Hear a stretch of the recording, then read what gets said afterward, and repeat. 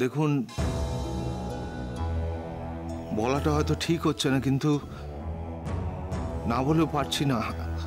এখন আমাদের সবাইকেই একটু শক্ত হতে হবে। দাদা, আপনি বৌদিকে চুপ করতে বলে নিজে যদি এভাবে ভেঙে পড়েন তাহলে কি করে চলবে বলুন তো?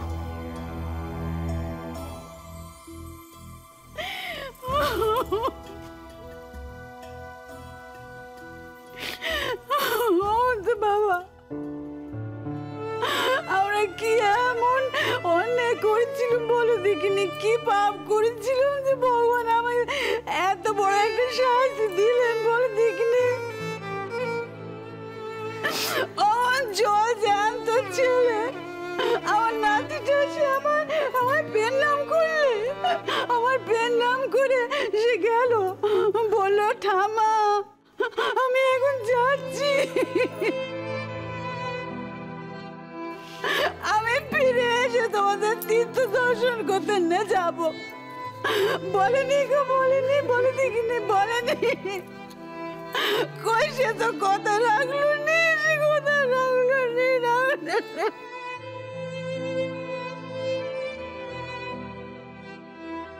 আমার তো এরপর আমি এই বাড়িতে কি করে থাকবো বলতো?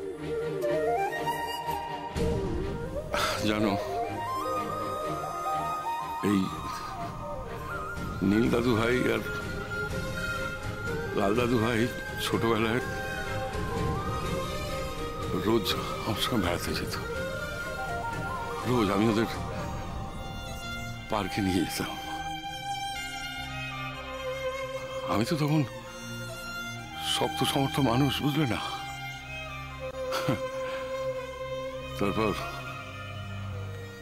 তারপর দুই নাতি বড় হয়ে গেল। ওরা আমাদের খুব দুঃখ দিয়েছে, জানো, খুব দুঃখ দিয়েছে। এই তো নীল দাদু ভাই আমাদের কারুর কথা না ভেবে, বাড়ির কাউকে কিছু না জেনে দুম করে চলে গেল।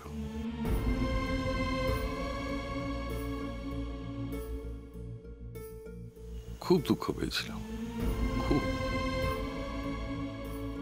কিন্তু এত দুঃখ পাবো কোনোদিন তো ভাবিনি।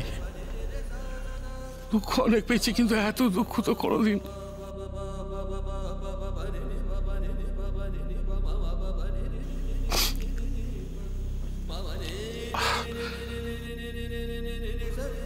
আচ্ছা,